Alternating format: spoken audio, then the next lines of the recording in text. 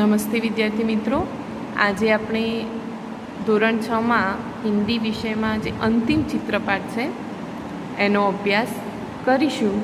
ગયા અઠવાડિયે આપણે દયાલુ શિકારી, બાતુની કછુઆ અને બુદ્ધિમાન કૌવા વિશે અભ્યાસ કર્યો હતો. તો આજે આપણે એવી જ એક સરસ મજાની વાર્તાને ભણવાની છે. તો વાર્તાનું નામ શું છે? કૌવા ઓર લોમડી, એટલે કે કાગડો અને શિયાળ.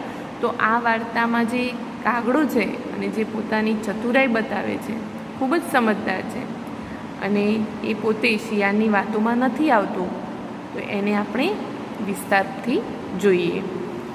તો સૌ પહેલાં આપણે વાર્તાને સમજવાની છે. તો શું કરવાનું છે? ચિત્રને જોવાનું છે, ધ્યાનથી જોવાનું છે, એટલે આપણને ખ્યાલ આવી જશે કે વાર્તા શું કહેવા માગે છે.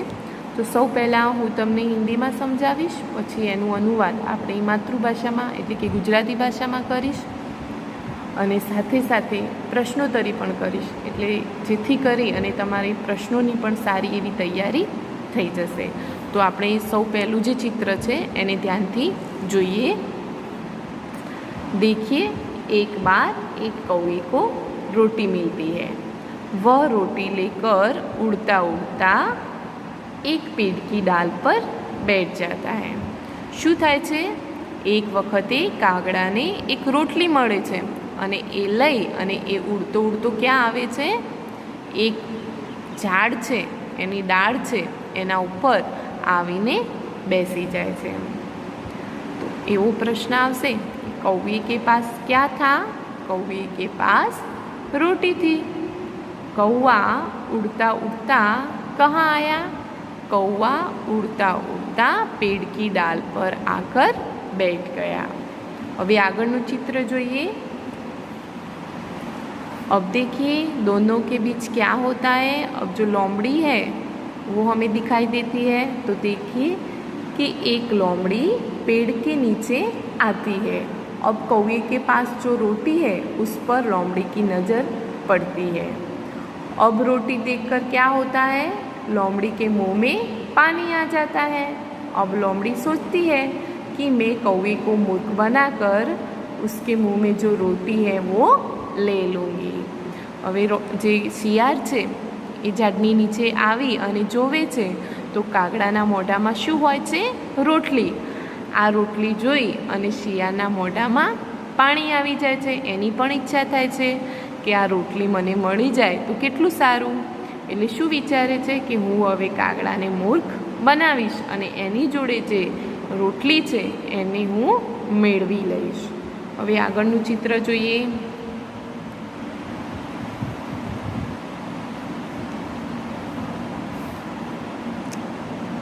अब देखिए, लोमड़ी ने कौवे से कहा, कौवा भैया कोई गाना सुनाइए ना, आपका गाना मुझे बहुत मीठा लगता है.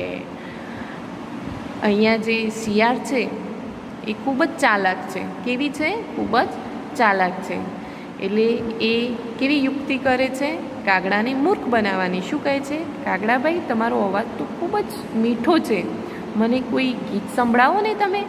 એટલે શું થશે? અહીંયા શિયાળના મનમાં શું છે કે કાગડો ગીત સંભળાવવા જશે એટલે એના મોઢામાંથી જે રોટલી છે એ નીચે પડી જશે અને એને હું લઈ અને ભાગી જઈશ. તો એવો પ્રશ્ન આવશે કે लोमड़ी ने कौवे से क्या कहा? लोमड़ी ने कौवे से कहा, कौवा भैया आपकी आवाज़ बहुत मीठी है, मुझे कोई गीत सुनाइए. હવે આગળ જોઈએ શું થાય છે. अब देखिए, यहाँ जो कौवा है वो कैसा है? बहुत ही समझदार है. वह लोमड़ी की चालाकी समझ गया. उसे लगा कि लोमड़ी जो है वो रोटी पाने के लिए यह नाटक कर रही है, यानी कि मेरी झूठी तारीफ कर रही है. અહીંયા જે કાગડો છે એ ખૂબ જ સમજદાર છે, સમજુ છે. એ લોમડીની ચાલાકીને સમજી જાય છે અને શું વિચારે છે કે આ રોટલી લેવા માટે જ મારા ખોટા વખાણ કરે છે. તો यहाँ कौवा कैसा था? कौवा बहुत ही समझदार था. और लोमड़ी कैसी थी? लोमड़ी बहुत ही चालाक थी. હવે આગળ જોઈએ શું થાય છે બંનેની વચ્ચે।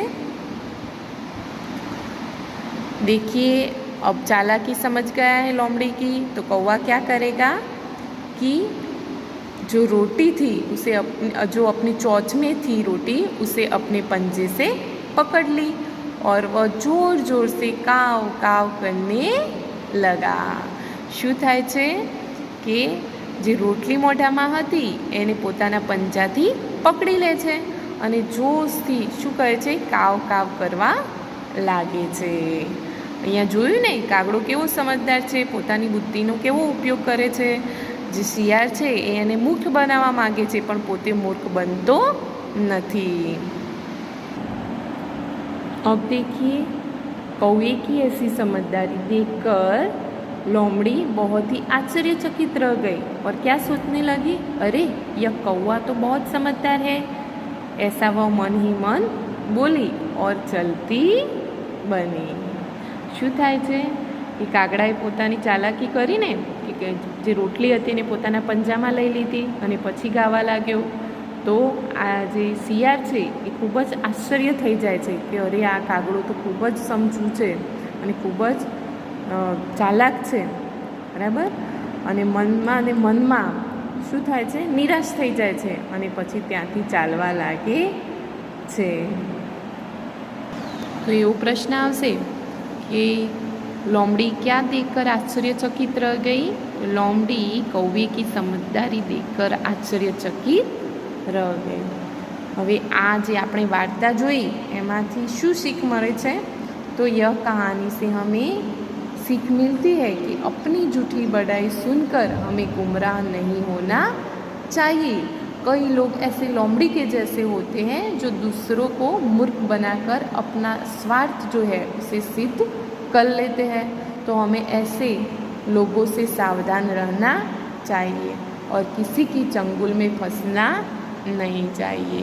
કેટલાક લોકો આવા શિયાળ જેવા હોય છે જે ખોટી ખોટી આપણી તારીફ કરે છે અને આપણને મૂર્ખ બનાવવાની કોશિશ કરે છે, પણ આપણે સાવધાન થઈ જવું જોઈએ અને આવા લોકોની ચાલમાં ફસીએ નહીં એવી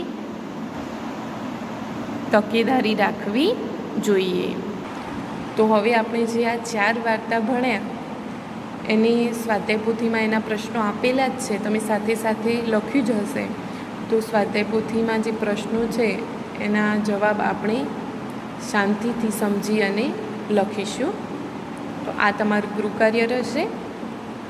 થેન્ક યુ।